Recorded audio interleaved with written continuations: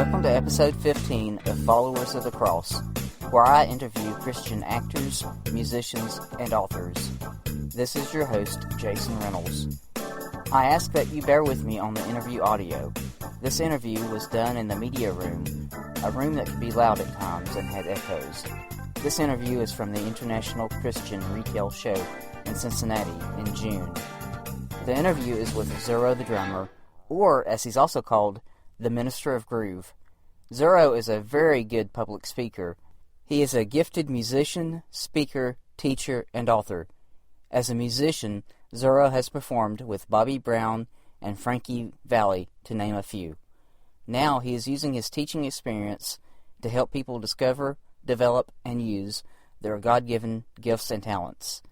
Zoro has a new book coming out called Soar, S-O-A-R, exclamation point, like soar in an eagle. I'll let Zoro tell you more about his ministry and his book in his own words. So tell me a little bit about the book that you have. It's called Soar. Yeah, it's called Soar, 9 Proven Keys for Unlocking Your Limitless Potential.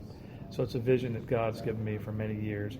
It's principles I've been walking out in my own life and I've been teaching for many years. It started off as a curriculum I was teaching to people for several years, and then when God opened up my time so I could write the book, then I wrote the book. But I've been teaching. So these are the life principles that God showed me of what it takes for you to soar with God, to discover, the book is really about 3 things. It's about discovering your innate God-given talents. It's about your responsibility to develop them and how you go about doing that. And then it's about deploying them, because those are the 3 reasons we're here. We're here to discover what we have, we're here to develop what we have, and we're here to deploy it so we can impact people. So that's at the core of what the book is, and there's 9 life principles throughout it that teach you how to do all that. Okay. And I think for me, trying to figure out your God-given gifts, just that first part, that's the first crucial step. Yes. When you're saying some people, they may go for a long time and say, I don't know, I don't have any gifts. Well, and that would be the mistake that anyone would say, because everybody on this planet has gifts and abilities and talents. It's not always, unfortunately, as a society, sometimes we only view a talent as somebody who has a musical talent or an athlete or a writer or an actor. Those are 4 amongst hundreds of thousands of abilities God gives to people. So everybody has something. It's a question of discovering it and placing a value on it, because people that are super skilled at math that I'm not, that's a talent, it's a gift. They're like an accountant has a gift for numbers that a musician who doesn't have that gift doesn't have. That talent is equally as important as my talent. So it's how we view gifts and talents, but it's really an ability to just do something that comes more natural to you than a large group of other people. Right. And everybody has that thing that they do, and everybody has that thing that they do when they discover it. Makes them sort of come alive, because it has nothing to do with money, it has nothing to do with fame or fortune, it has to do with exercising something. We really only feel alive when we're doing something where we're helping others with that ability we have. And a lot of times people sense it when they're young, but they get discouraged from either parents or friends or teachers that didn't see it, and then kind of put it down or put you down, and then you go, oh yeah, I guess I'm not good at that. So then you just it dies until somewhere later in life, hopefully it resurfaces, or somebody else who does see your potential. It's funny, because people that are closest to you either see your potential or don't see it at all. Sometimes people closest to you will see it and help mine it out of you, but a lot of times they don't. And you'll read interviews with famous people that will say, people like Lucille Ball, and she was told by her acting teacher she has no talent, and you need to pursue another career. So here you go, an acting teacher telling Lucille Ball, and that's pretty much almost anybody's story who ever made it at anything, just about. Right. It's like, the guy who started FedEx, his whole college thesis that he had to do was this vision he had of starting FedEx, and his teacher said, this is ridiculous, this would never work, this would never happen. And that's a business person, the other is an actress. But that's almost anybody's story who's ever really made something really huge and substantial of themselves. It's how many people did not see their potential or catch their vision. Right. So it's almost par for the course. And I have, tons of great stories throughout Soar like that inspire you. Because when I hear it, I go, look, if they didn't see Lucille Ball's talent, how should I be offended that they didn't see my potential as a writer or as a drummer? Right. Because people just don't always see. But you can't let any of that stop you from pursuing that thing you feel drawn to. Yeah, when I was in college, I had a journalism professor say, "You'll never make it as a reporter." I mean, he was a numbers guy, and like statistics and all that stuff, numbers aren't exactly my top thing. Right. But I can't. There's a lot of things I cannot do, but writing is one of those things that I can do. There you go. And determination. And every time I go and win some sort of award in journalism, I remember what that professor said. Right. And that sort of eggs me on. Yeah. Well, and there's a story in my in the Soar book in one of the chapters. There's a story there of the great dancer and actor Fred Astaire. Fred Astaire is considered like the greatest dancer of all time. And yeah. Even if you're not from this generation, you just Google Fred Astaire and watch some footage and you go, "My gosh, this guy's ridiculous." And at his very first screen test, the director said, "Can't sing, can't dance, balding, could dance a little." And on the piece of paper, that was what they wrote, and he walked out with the piece of paper. That was like they critiqued him. He kept that his entire life, and he kept it framed in his wall until the day he died. He kept that paper as a reminder of what they said about him, and he went on to prove them differently and became the greatest dancer of all time and one of the biggest Hollywood stars who could sing and act and do all the. But so I mean, that's what I'm just saying. It's like you can't put too much stock into people in that sense that people don't always see what we have, and that's why you have to trust your instincts inside, and you have to trust God. And on the other hand, sometimes we're delusional and we want to have a talent that we don't possess. Yeah. And Mark Twain had a quote. He said, most of us want to be recognized for the one talent we don't possess rather than the 15 that we do. So the one thing about good sayings. Really, the one thing about talent is we don't get to choose which one we have, and we don't get to choose which gifts we have. I didn't choose to have a rhythmic gift or the ability of a drummer or a writer. These are things I had and recognized and mined out. But I can't now make myself be athletically gifted. If I don't have that gift, I can practice. I've met Serena Williams before and we've hung out. And if I practiced playing tennis with Serena every day and she taught me, I don't play at all, by the way, but if she taught me for 5 years every day, in 5 years, I'm sure I'd be a better tennis player. But I would never be like her because it's not in my DNA. I don't have that athletic prowess, that gifting. So the thing that people have to realize is to recognize what we do have and don't try to stay in your lane. Be who you are and run with what you've got. But we don't get to choose those. People who have like that mathematical mind and gifting, they just have that. They didn't choose to have that. A lot of them would say, "Oh, I'd rather been a famous actor," or whatever. It's like, and the important thing is to go, "Well, no, what do I have?" And then maybe it's a gift of compassion. See, people don't understand that's a gift.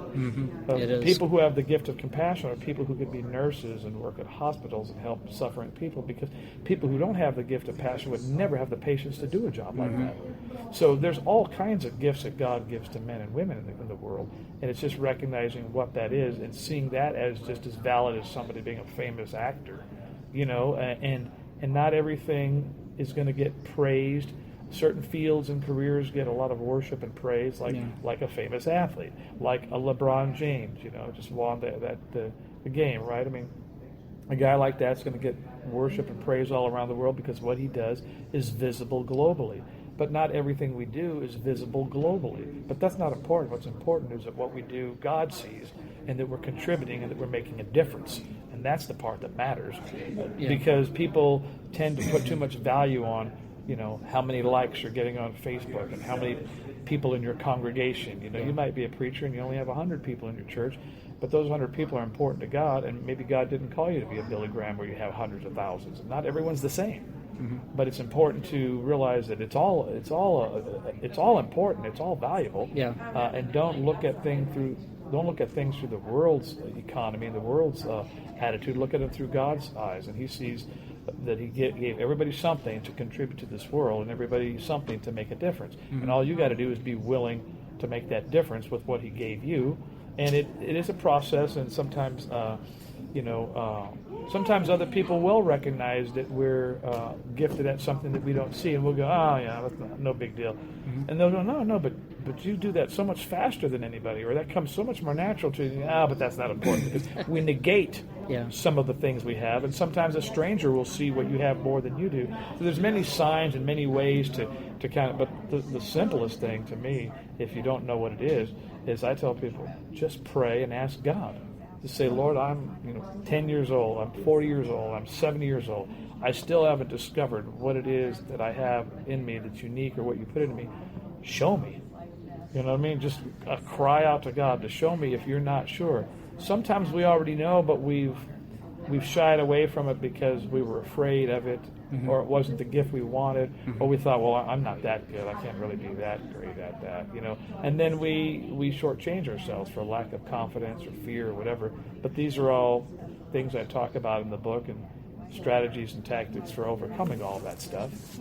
It's 9 different life principles in there that God taught me, and how I've been able to unmine all of my own gifts and talents that I've been using around the world for a long time. Was that a struggle for you? Did you have someone when you were young saying, oh, you can't do this music thing, you can't do this rhythm? Well, sure, and I had many school teachers that preside over you that say you'll never amount to anything because maybe you weren't smart in their class, or you weren't super gifted at that topic or that subject, or whatever. It could be mm-hmm. economics or something, and they cause you to doubt yourself.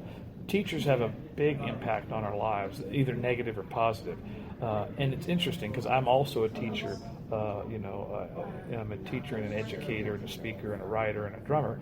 Drummer first, speaker second, educator, all that stuff. But the power of a teacher, the subject is irrelevant. Mm-hmm. It's a great teacher teaches you to have confidence in yourself. The subject is just what connected you. Because most of the people that have gone on to do great things in life, they'll always go back and say, I had a teacher who made me believe in myself. She had a big impact on my life. And the famous talk show host, Johnny Carson, used to tell the story that it was the school teacher that he had in Omaha, Nebraska. I think it was Omaha. I think it was Omaha. I forgot what city he's from. But some Midwestern town. Yeah. And it was the school teacher that he always remembered who had the greatest impact in his life. It wasn't about the topic or subject, but she made him feel confidence in himself. And he went on to be, the most famous talk show host in the world. And occasionally he would bring her on the show. And then he did a television special where he went back to that school, and she was still teaching, and he told the story. But so teachers have a big impact on our life in terms of us learning to have confidence in ourselves. Yeah. It really, again, the subject matter doesn't matter. It's just it's the thing that connected us. But I always try. So sometimes a teacher in my life, teachers didn't believe in me, caused doubt.